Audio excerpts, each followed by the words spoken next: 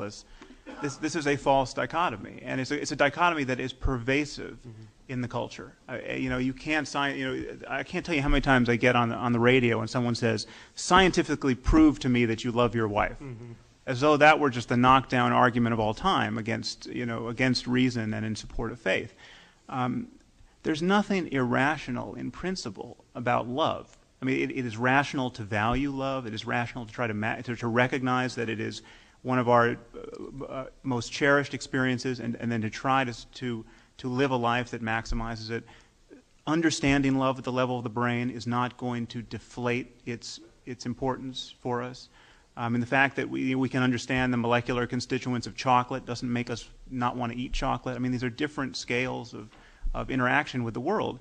And so it's not a matter of only being coldly calculating in our approach to life, but where we have to call a spade is in gratuitous claims to certainty about invisible realities and the moral structure to the universe, about a God who so hates homosexuality that he will whip up tsunamis in defense of chaste heterosexual people. I mean, this is a vision of life that is animating millions and millions of our neighbors, and we have been cowed into not criticizing it. And I mean, to pick up what Pat Churchland said, this job is not best done by scientists. We need from 100 sides, culture at large, to just make it fundamentally embarrassing to hold these kinds of certainties.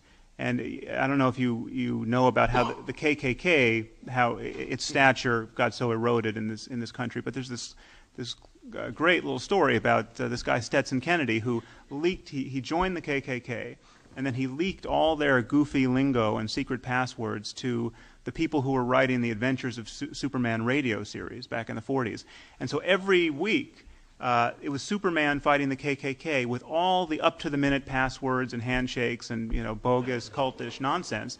And so these grand wizards would come home and they would see their kids playing the KKK versus Superman on the front lawn, with Superman winning and all the current passwords.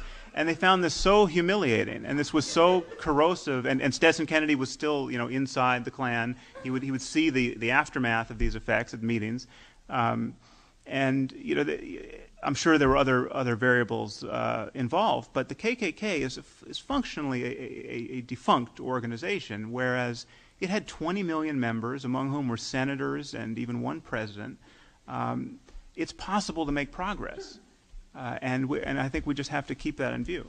So, To believe, another thing that was interesting in that poll was that physicians were more likely than scientists. 60% of U.S. physicians believe in a personal God. And I think that probably shouldn't be surprising, simply because physicians are the people who have to tell people all day long that they're going to die, or they tell the family that their family member is going to die. And I think death is very much central to this what is otherwise quite an astonishing feature of our discourse, that so many people believe the preposterous. I mean, there is no story that is going to so totally inure you to the tragedy of the death of your own child better than the story that she has been taken up to be with Jesus again, and you're going to see her in a few short years. And so these religious myths are paying enormous dividends, emotional dividends for people. And I think it is the job of science to present a fully positive account of just how we can be happy and in this world and reconciled to our circumstance. One which, the alternative that religion is essentially offering people in that situation is the alternative to learning how to grieve. I mean, rather than learn how to grieve as children, we learn how to believe that death doesn't exist, or is in some cases a good thing, the best thing that could possibly happen to you as you get in this cult of martyrdom.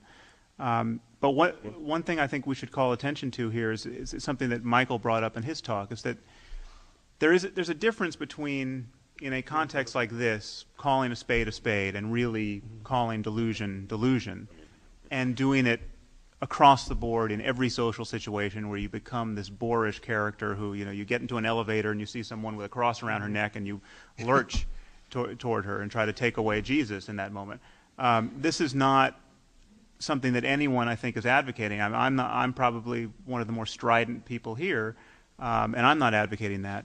But I think that even here we are suffering the taboos that I'm trying to call attention to, and I know Richard quite eloquently and for many years has been calling attention to, the taboo around criticizing these esteemed religious myths. We can laugh at a belief in Zeus, but we can't laugh at a belief in Allah or the biblical God, even here.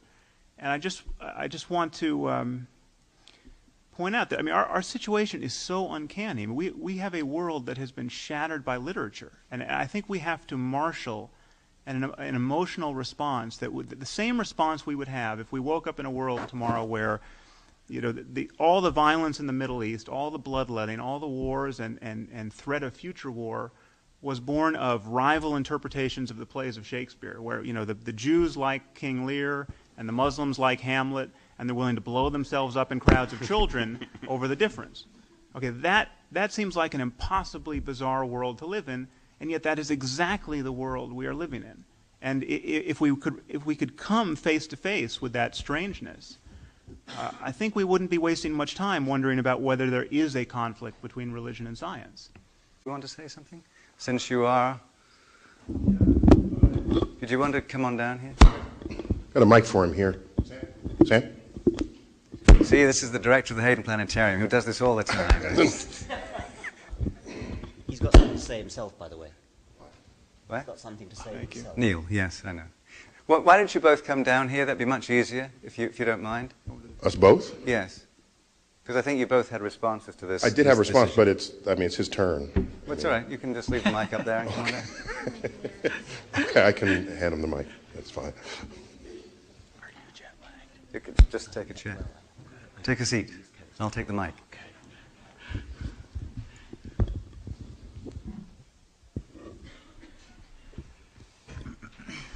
Now, Sam, you've actually written on Buddhism, and you have an essay which I recall called "Kill the Buddha." Yeah, because you take. Although it's you not take it's obviously from that very old, what was it, 12th century monk or something. There's a koan. But your position is that, in fact, well, why don't you say what your position is? I just wanted to first respond to you, Joan, because I feel like something in my remarks struck you as a caricature both of religion and science, as you said. And I want to dispute that, although conceding several points to you. One is that the point that Richard conceded, which is it may be that there is room for different voices here, and it may be politically necessary to, at various moments, use the language of a community so as to draw them into an actual engagement with modernity. But you were saying much more than that. You were basically saying that it is highly doubtful that we can get morality really up on a foundation without believing something religious, without believing that one of our books is not an ordinary book, but may be the Word of God, or may be the best book ever written, never to be superseded. And I highly doubt that. And I think when the conversation moves into morality, I want to try to give you a rational foundation, what I think is a truly rational foundation for morality, which doesn't partake of any superstition. But the thing I want to point out to you is that it seemed to me you're pointing out the role of bias in science. You're saying that you can pick out individual scientists or individual theories or individual moments in science where scientists were just flat wrong, and they were wrong based on their own biases. And that is a totally legitimate thing to do. It is a totally scientific thing to do. I mean, bias in science is bad science. Bias in religion is faith, it's doctrine, it's redeeming, it's holy. I mean, you don't have the same corrective mechanism in religion. And just before you, I just want to bring in Pat Churchland's piece. The reason why neuroscientists are queuing up to meet with the Dalai Lama and not with the Pope is that there is a different discursive tradition within Buddhism than within Christianity and certainly within Islam. And the Tibetan Buddhism is in its totality, being practiced as a religion by most Tibetan Buddhists in this world. But the Dalai Lama is a very sophisticated connoisseur of modernity, and he's interested in science. And there is an empiricism to Buddhism which makes legitimate the statement that you hear on the lips of many Buddhists that Buddhism is not even a religion. It's a philosophy. It's a mode it's an introspective methodology. And I hope to say something more about that. But the thing that has to be admitted in the spirit of science is that whatever is discovered by meditation, for instance, is not Buddhist. I mean, we don't talk about Muslim algebra. We don't talk about Christian physics, and there are good reasons why we don't, because those are real areas of discourse, and they got lifted out of the cultural contingencies where they were discovered. And we will not talk about Buddhist meditation ultimately, and the Dalai Lama is unique among religious figures in that he will admit that. I know troubles Richard about this is that religious people tend not to be honest about where those changes are coming from. They're coming from, to my mind, the hammer blows of modernity that make certain religious doctrines untenable. So, for instance, now the Pope is rethinking the doctrine about contraception. You know, maybe a married couple, within the context of a marriage, if one is HIV positive, maybe it's okay to use a condom. Let's say he gives ground on that. Yeah. That will not be a sign of the vibrancy of Christian dialogue getting to the truth of the matter. That will be a sign of a given religious dogma becoming untenable in the face of its practical consequences and in the face of the fact that there's no good reason to have it there in the first place. And so what Pat is referencing about the Dalai Lama is quite a bit more seditious than that. I mean, the Dalai Lama has said, if science proves any principle of Buddhism to be incorrect, science wins.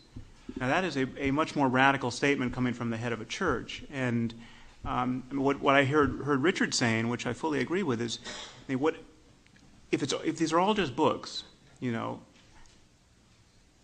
we have a choice between having a 21st century dialogue about ethics and the nature of reality, or we can fixate ourselves in the first century if we're going to hold to the New Testament, or the 7th century if we're going to hold to the Quran. And if there's something good in the Bible that is really standing the test of time, which I think there is. I mean, it's not much of it, I don't think, but the Golden Rule, for instance, I think is one of the most beautiful distillations of our ethical impulses.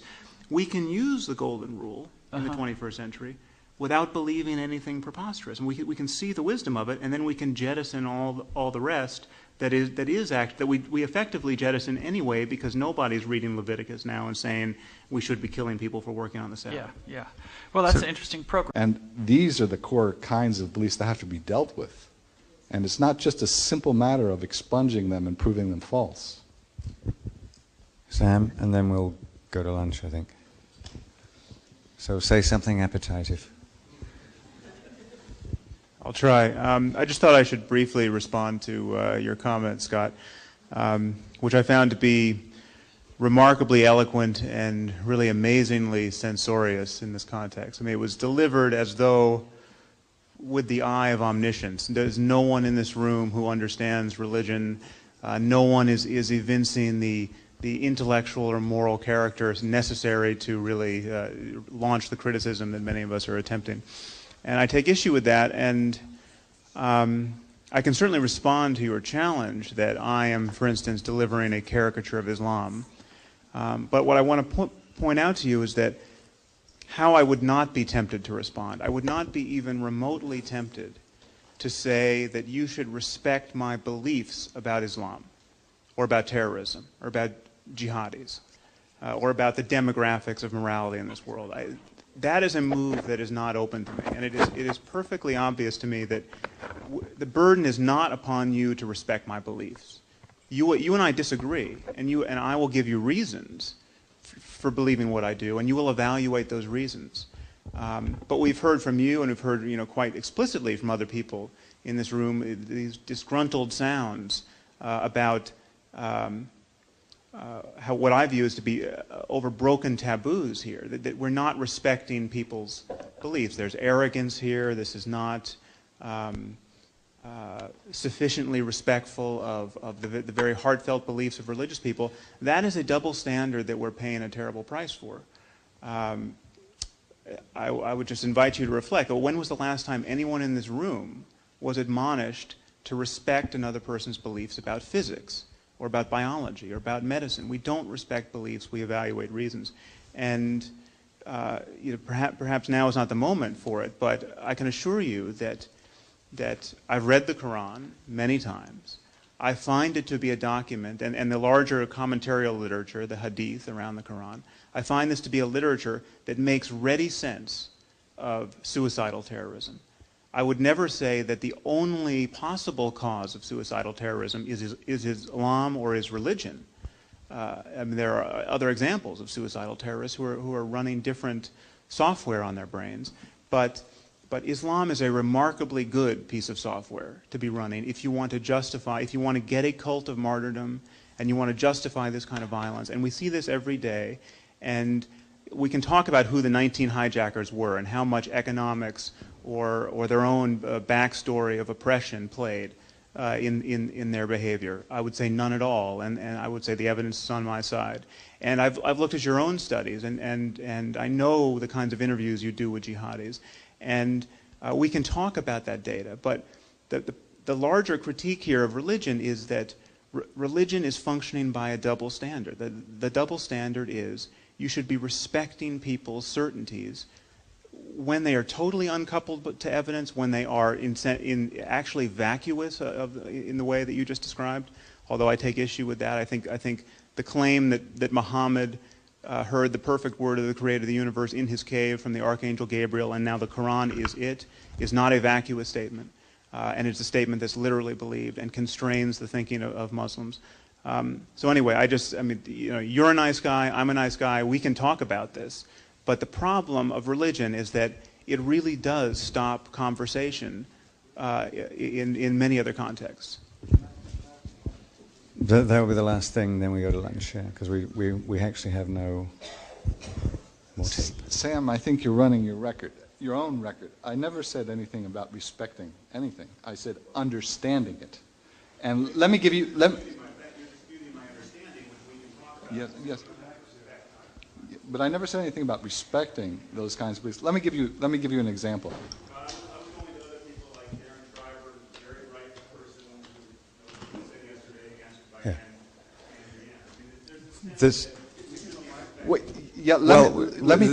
Let me just respond to this one. Well, but there's only one mic, and it sounds like a very interesting discussion. And we've got.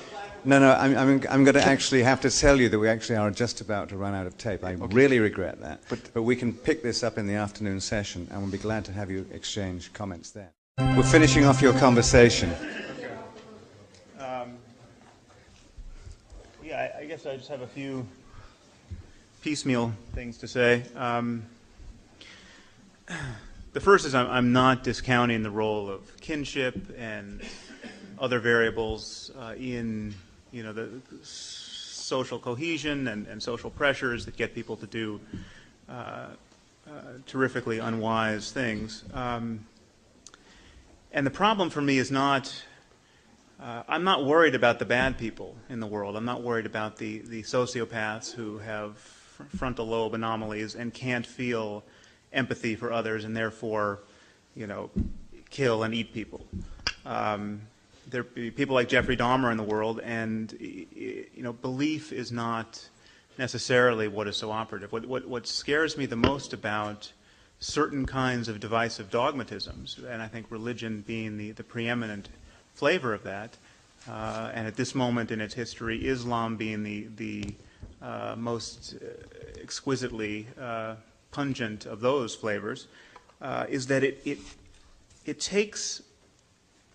enables perfectly sane, perfectly rational people, people who are not suffering obvious psychopathology, people who are not suffering the kinds of oppressions that would lead anyone else to misbehave terribly, to fly planes into buildings, and to seek to get nuclear weapons so that they can blow themselves up in certain circumstances.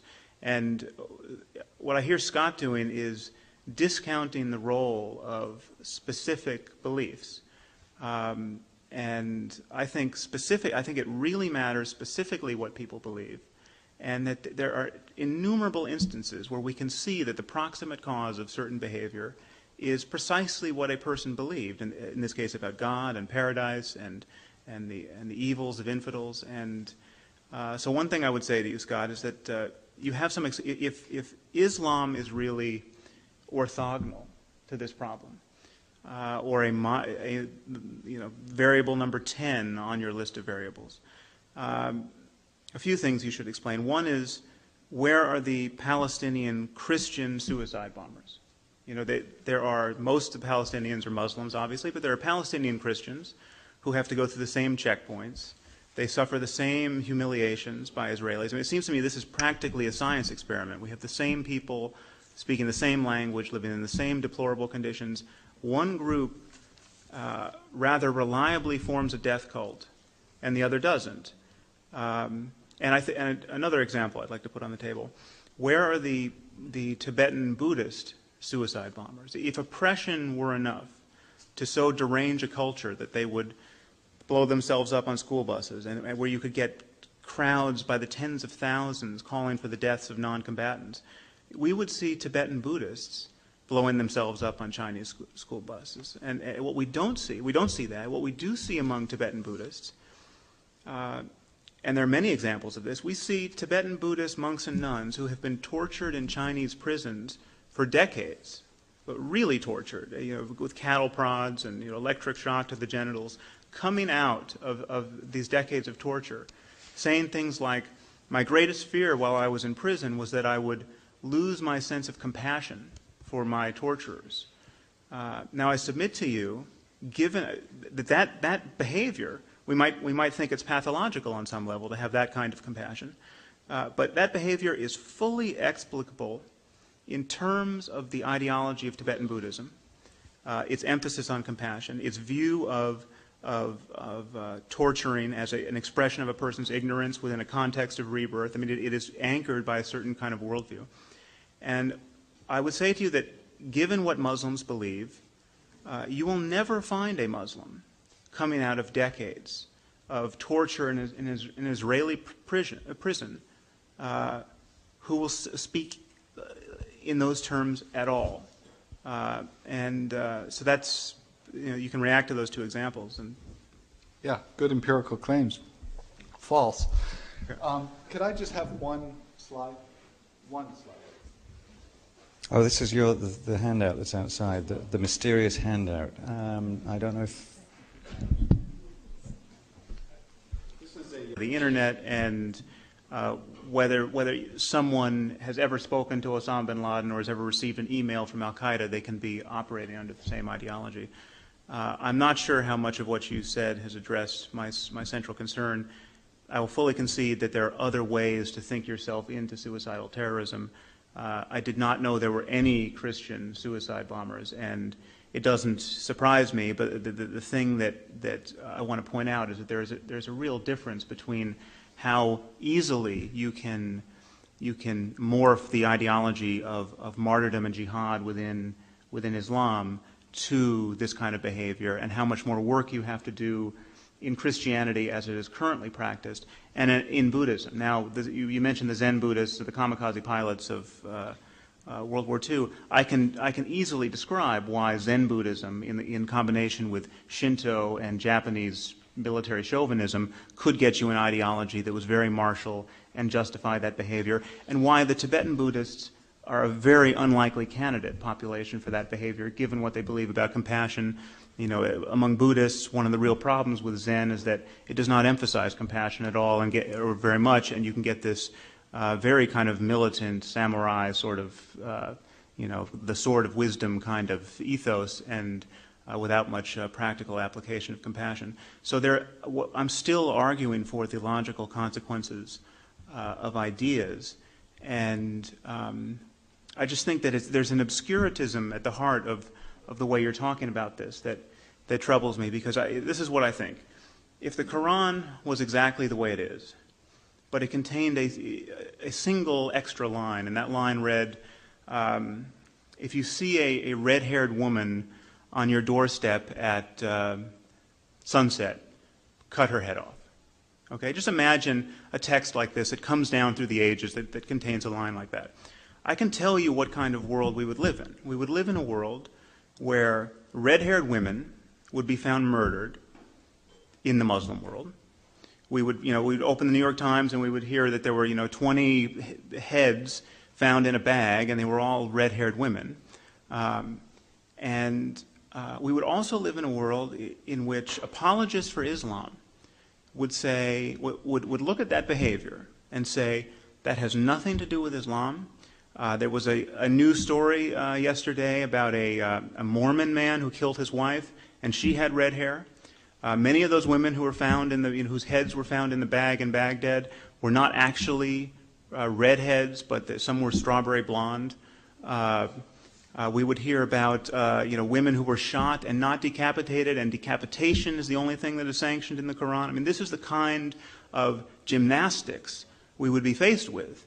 And the basic fact about the Quran, as it is with so many other books like Leviticus and Deuteronomy, and there's nothing worse than Leviticus and Deuteronomy as far as I can tell, but people ignore them, as Richard pointed out. The basic problem with the Quran is that it really does preach hatred and fear of the infidel far more eloquently than it preaches anything else.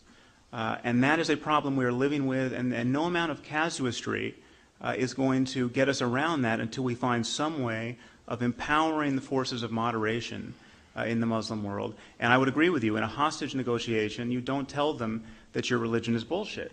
I think we are engaged in a very different hostage negotiation now, talking about the role of science and intellectual honesty. Let me just say about the kamikaze. There's a book called When Cherry Blossoms Fall. They were not militant. There was not much of a militant ideology. They were basically German romantics. Read Zen at War and Zen war stories. If This you want is to their know. diaries. This is their diaries. Can I But comment on the, let me. on the kamikazes for a moment, just Yeah. because it's right, it's in the moment, and I know my esteemed colleague here. He's always trying. It's okay. I'll hand to you in just a moment. Aren't we forgetting a couple of things here? That, for example, the American admirals in the Pacific, once they saw that Japanese pilots were, instead of firing missiles and bombs to the ships, started flying their planes into the ships, they knew that there was a turn in the war at that point, because as effective as that was, as an act of war, they knew that Japan's capacity to wage war was on a dramatic decline. Because had that been, it was not the first choice for Japan to engage kamikaze bombers. And so if we go to Islam, there's a question I haven't heard asked yet. Because we're looking at suicide bombings as some kind of intrinsically noble exercise within the paradigm and abhorrent from the outside. But would there be suicide bombings if the Islamic community had their own air force and tanks? I don't think so. They would be invoking the military machines that the rest of the West has available to itself. And they say so quite specifically. Okay. No, I would say I wouldn't be quite that sanguine. There wouldn't be suicide bombings, perhaps, but this notion of martyrdom, either you believe in martyrdom as a genuine metaphysical principle or you don't. If you do, it has certain behavioral and logical consequences. Get the U.S. out of this. Look at the war between Iran and Iraq. The Iranian mothers were sending their teenage sons out to clear minefields with their lives, thinking they were going to get to paradise and get the whole family in after them. We were not, this was not Iran against the great Satan. This was not an expression of their entanglement with Israel. This was, I mean, how do you get a mother to celebrate the suicidal atrocities of her children? She has to believe something. Now, more often than not, I'm with Weinberg, who thinks she has to believe something religious. Now, you can get me some kind of Marxist ideology hammered into her head that may get her to feel consoled by that behavior, but martyrdom is good enough, and martyrdom is very well subscribed. And so whether they're willing to blow up nukes or just not be deterred in a mutually assured destructive sort of way, the way the Soviet Union was, that's really what I'm worried about. I'm worried about a world in which we wake up and we see the psychological equivalents of the 19 hijackers armed with long-range nuclear weapons.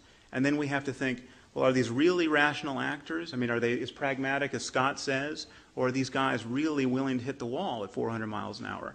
I think they're telling us they're willing to hit the wall. Many of them are hitting the wall. I think as a rhetorical device, that's pretty persuasive. So I'm inclined to take them seriously.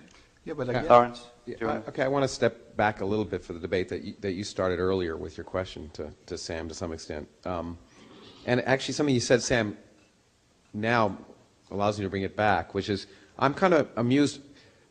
The basic point that you make very cogently is that we have this unusual and totally non-rational acceptance of religious sensibility, especially when those sensibilities are ludicrous. Mm.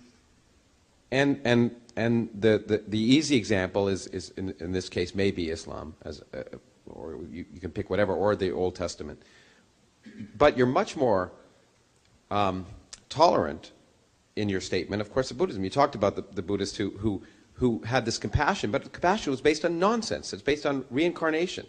Well, it's actually, I mean, I can unpack that, but... Yeah, but okay, but the point is, it's clear to me that you're much more willing to, in some sense, be respectful of a nonsensical religious belief which leads to a positive result, perhaps. And yeah, I know, I want you to comment on that. I'm sure you'll not agree with that statement, but I want you to elaborate on it. But I think what that reflects is this question that you were asking earlier, which is the a priori attack on religious faith in general, or in fact not religious faith, but faith in things which you cannot, for which you have no evidence whatsoever, as a general statement that is a bad thing. That making that attack is perhaps not empirically advised, nor is it sensible to do. And I have to say, as an empirical fact, I've evolved in my own discussions. If I talked here 5 years ago, I would have sounded much more like Steve or you or Richard, perhaps. In debating people on the issue of evolution around the country, I suddenly got hit with realizing how offensive, how illogical the statements that were being applied from what I was saying was being received by the people I was talking to. In particular, I remember debating, I forget the guy's name, who was head of the Intelligent Design Network in Kansas. That old fella, he's a nice old guy. Do you remember his name? Anyway, and he trotted out this letter from 50 Nobel laureates trying to defend evolution. They said there's no evidence for design and purpose in the universe. And then the next sentence says there is no design and purpose in the universe. And he said, see, these people are trying to preach atheism. And I thought, that's the worst thing they can be doing, because in fact that has nothing to do with evolution, because evolution has nothing to do with the design and purpose of the universe. It has to do with the development of diversity of species on Earth through natural selection. And so that by going out and immediately attacking the notion that believing things without any evidence is empirically bad, or is just not acceptable, that we are stepping beyond our role as scientists, and inevitably it becomes emotional. You don't mind, you wouldn't preach as much against Buddhism as you would against Islam, because you don't like Islam less than you like Buddhism. And no, so you're right. Well, so anyway, those are the things I wanted to provoke both of you, but I think sort of it's a way to bridge between the two of you. Yeah. No, good question. It's not that I'm pulling any punches from Buddhism based on some kind of dogmatic affinity with Buddhists or having been raised Buddhist. I mean, this is not what's going on. I happen to think that within Buddhism there's an extraordinarily nuanced and interesting methodology for meditation, and some very sophisticated discussion of the nature of consciousness, the possibilities of transforming our moment-to-moment perception of the world that link up rather nicely with what we understand about neuroplasticity and the human brain at this moment. If you sit in a room with the Dalai Lama talking to physicists and neuroscientists, you'll see that there is for the most part, a very open and unconstrained dialogue going on. But the basic premise is nonsense, right? Reincarnation. Well, reincarnation, who knows? I have no. Well, no, who knows in the sense that there's no. I mean, there are these spooky stories where a kid. I am not. Okay. Well, reincarnation, you are on firm ground being skeptical of reincarnation. Let me say that, okay? I mean, this is going to take us far afield. I have published a few spooky things about telepathy and reincarnation, which amount to not an endorsement of these beliefs, but just, you know, I hear there's all this data. Someone like Dean Radin writes a book about it. Brian Josephson, a Nobel laureate in physics, blurbs it. I don't have the time to do the meta-analyses or the statistical expertise, so listen, I'm awaiting the evidence, okay? So I don't want to talk about reincarnation. It may be... Life after death experience. Harry? No, let me answer the root of your question, which is it really matters what the consequences of these dogmas are. I mean, it's not that all dogma is equally pernicious. And the problem with dogma is that there's no... I mean, you can't necessarily predict just how many lives it's going to cost. And so you take one like this idea that the soul enters the zygote at the moment of conception. You know, life starts at the moment of conception. This sounds totally benign, in fact, life-affirming. Why not believe this, right? Then we invent something called stem cell research, and we have a president who vetoes federal funding of it because he and millions of other Christians think that every 3-day-old human embryo has a soul which cannot, has interests which cannot be trumped by the interests of a little girl with full-body burns or spinal cord injury or diabetes. And we seem to be at a stalemate in our ethical debate in this culture. And unless we are willing to criticize the dogma at that point, we really are left in a situation where tens of millions of people have conditions that could be remediated potentially by stem cell research, or for which stem cell research is the best game in town as far as generating therapies, and we are not pursuing it aggressively. So this is where dogma begins to be really troubling. And if a reincarnation, if certainty about reincarnation were doing work that I could see anywhere that was analogous to the work of martyrdom, I would be telling the Buddhists, you have, I mean, this is until you had evidence, this is pernicious nonsense. This is getting a lot of people killed. Now, there are situations in which it may get people killed. I can fully predict what those situations might be, or at least venture a guess. But the problem, that's not the problem I'm seeing with Buddhists now. The problem I'm seeing with Buddhists is they are entangled with a lot of New Age mumbo-jumbo that makes their discourse basically seem unscientific. Well, it seems to me ultimately, Hey, we're taking my microphone, but one last thing. You need a microphone. One thing? No? Yeah, but it's not going to go anywhere. Oh. Roger, I have to go to the airport. Can I just make one statement? Yes. Okay. Just want to leave you with one thought. I agree there's lots of nonsense in the world, and that science may or may not, though I see no historical evidence that there's any interesting thing science has done for morals yet, or ethics or politics or anything else. In fact, I've seen the contrary. But let's suppose there is. And let's suppose that it's a good mission to get rid of the nonsense in the world. This is your problem, which you're not facing. How to advance science and reason in a fundamentally irrational world. Not to wish it to go away, not to believe that by rational argument it will go away, but how to deal with that problem. It is a very, very hard problem. I got to go. Okay. Thank you, Scott. Well, I'm going to respond to you as you walk out as well. yeah. Well, Can I just say one thing, Roger? Because in response to those applause. well, apparently, according to the people up there, your microphone's trumping mine at the moment. Okay. So go on. All right. I'm going to use my advantage. Rational argument actually does occasionally, and I think rather often, change people's minds about God. I mean, I am the recipient of thousands upon thousands of emails now from people who used to be fundamentalists, who got argued out of it. I mean, trying to square their ludicrous beliefs about the world with the consequences of those beliefs and with the testimony of rationality on 100 fronts has eroded their confidence in those beliefs. And you wouldn't know this. I mean, we have this kind of shibboleth which says you can't what wasn't reasoned into existence can't be reasoned out.